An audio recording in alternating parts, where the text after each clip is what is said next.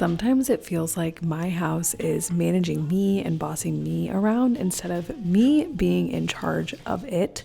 Usually the culprit is too much stuff and too much clutter.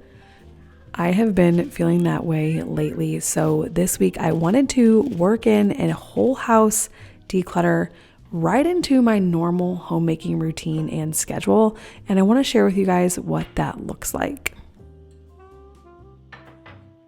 On this particular morning, I went back into the kitchen after I had gotten ready for the day, and I wanted to prep some quiches for breakfast for the week, and I wanted to start prepping dinner. I had brought up sausage because I forgot to let it thaw, and while it was thawing just enough to get out of the package in water, I started going through my cabinets. Lately, my mason jar cabinet has been overwhelming me the most. It has just been way too full and it just doesn't look nice. And so I started with that cabinet first and got through it within maybe 5 minutes. I, of course, still had some time in the kitchen and I was feeling motivated because I find decluttering fun and productive. And so I just started going through every cabinet. This is what works the best for me whenever decluttering doesn't have to be something that I have to plan for months in advance, that I have to dedicate hours of time to. Whenever I can just say, hey, I have an extra 10 minutes in the kitchen, let's just whip through all of these cabinets quickly, get rid of some stuff we know we're not using, and make this home feel a little bit more manageable. This has been my approach for quite some time, so I want to tell you guys what that looks like and just how I do that.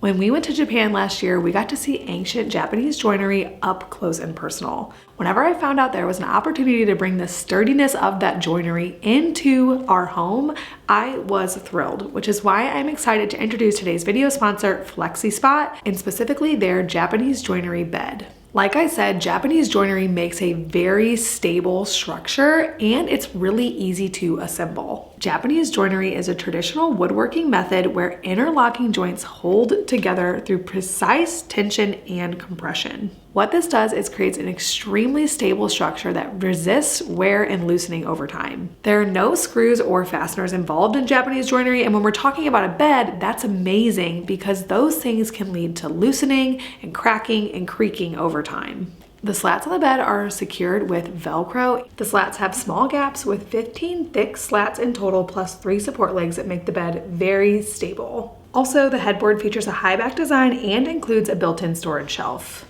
I love that this bed was built to last with solid wood and rubber wood.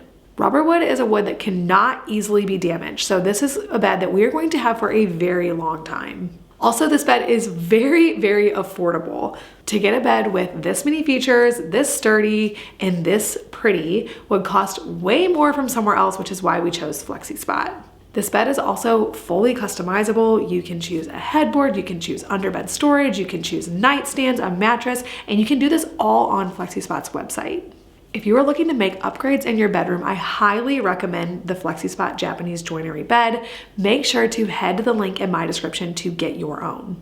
Make sure to use my code for an instant discount. Thanks so much to Flexispot for sponsoring today's video.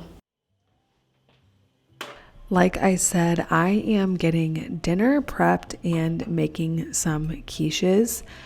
Lately, my family's morning routine has been for my husband to wake up before everybody else and warm up a good portion of quiche for all of us to eat. Sometimes he even makes my latte for me, and then everyone else in the family wakes up, eats breakfast, and it has just made mornings a lot less stressful to not have a pile of dishes to have to do and just not have to worry about breakfast. So because of that, I want to make the quiches ahead of time so that we always have them for him to warm up.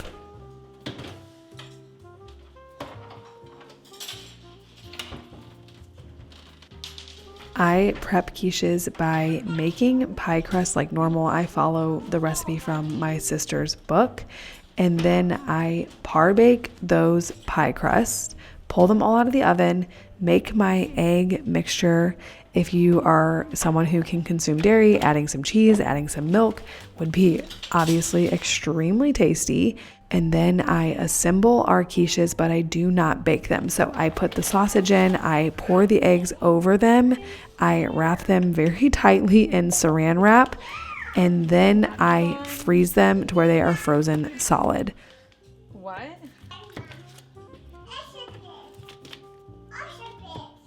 Whenever we are running low on quiche to heat up in the morning, I pull one of those quiches out of the freezer and I preheat the oven to 375 and I let it bake for about 45 minutes. I do not worry about it being thawed. I throw it in frozen. Obviously, do not do this if you have a glass pie pan. I use stainless steel pie pan, so this is not a problem.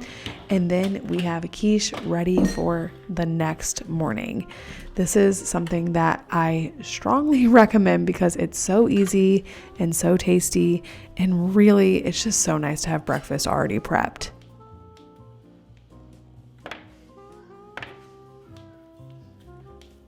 Okay, now that you guys have the rundown on what is happening in the kitchen, let's get back to talking about decluttering. This is something that I love to talk about because I really view it as some sort of life hack. If your house can be not cluttered and more manageable, you will find yourself less stressed and with more time. The only way it works for me to keep decluttering a constant thing that is happening, which I believe is really important to managing my home, is to work it into my everyday life. Like I already said, this looks like having a few extra minutes in the kitchen and going through a drawer really quickly. There are a few things that have to happen for me in order to actually accomplish this. The first thing is I always have a pile that is the donate pile. It is in our laundry room. It's a basket. My husband knows about it. It is the running donation pile. There is always a place to put something when we've decided that we want to declutter it, and then we will just periodically take it and drop it off.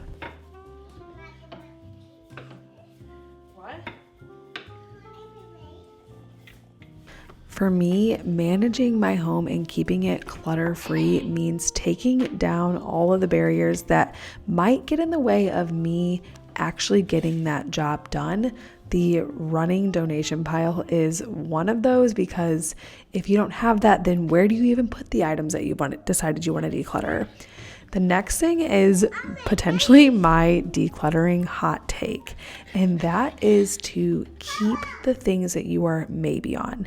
Yes, I think that a ruthless declutter, there's absolutely something to be said for that. There's something to be said for needing the chaos to end immediately and going through and getting rid of a lot of stuff. Anytime I've done that, I don't regret it. However, sometimes I think that I and other people put off decluttering because they don't want to go through and mull over every item and dedicate the thought and really think about all of it and try on their clothes and see how each piece fits or whatever that might be. And in that case, I would say go through, dedicate 10 minutes to your closet and do a quick round where you are getting rid of stuff you know you haven't worn in 3 years. Not stuff that you might wear, that you're thinking about, that you just wore but you're not sure about. Go through the stuff that you know you're not using, the utensils in your kitchen drawer that just are not getting touched.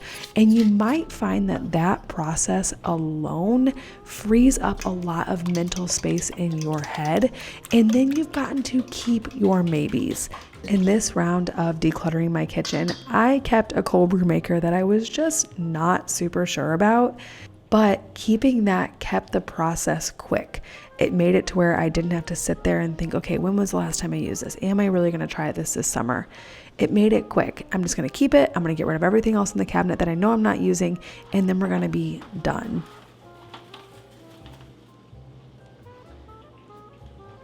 This makes decluttering way more attainable for me, and because of that, I do it pretty consistently and pretty often.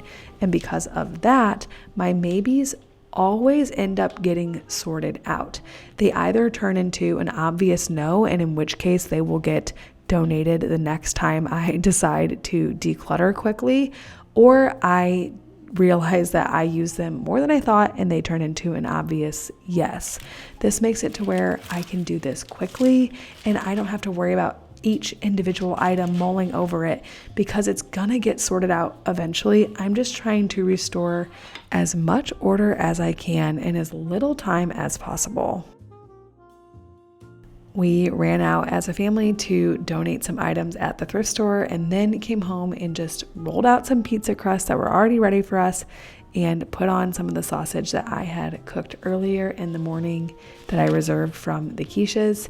And we had a really easy dinner.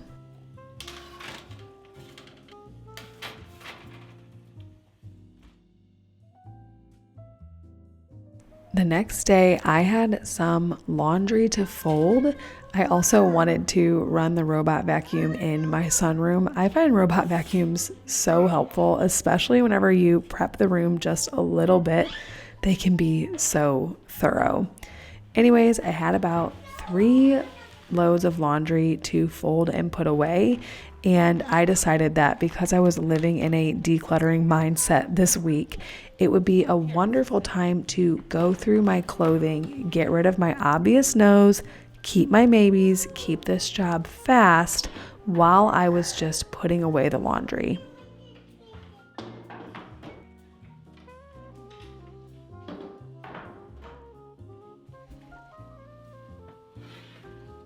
My sweater drawer has been overwhelming me because truthfully, all of my sweaters don't fit. And I know the answer to that is get rid of sweaters rather than create more space for them. So I went through and got rid of ones that truly haven't been worn in a very long time. This turned into me going through all of my drawers really quickly and my closet as well. My closet was definitely a slower process because we had been putting stuff in there that has been ignored for way too long, like the triathlon kits that me or my husband have not touched in like 5 years. There was a time whenever I did triathlons, believe it or not, and that time has since passed. So I finally cut ties with those, among other things that are simply not getting used. My closets and drawers look so much better and are so much less overwhelming, which of course makes getting ready easier and putting clothes away easier. Like I said, decluttering just truly feels like a life hack to me. And believe it or not, I am not someone that thinks minimalism is some holy trait. I honestly don't even know if I consider myself a minimalist. There are a lot of things that I have that I don't think minimalists would have. So I don't think this is all about just being minimalist. It's just about restoring order so that my home doesn't run me and I can run my home in the easiest way possible. I got all of my clothing that I could actually sell to a local thrift store that buys clothing into a separate basket and brought that down to the donation pile and then started working on the rest of my closet. It is my hope that me sharing how I work decluttering into my normal everyday life makes it feel more attainable to you so that we can all have houses that are more manageable. Thank you so much for watching, and I hope you guys have an amazing winter week. I'll see you guys here next week on our Sweet Sunny Days.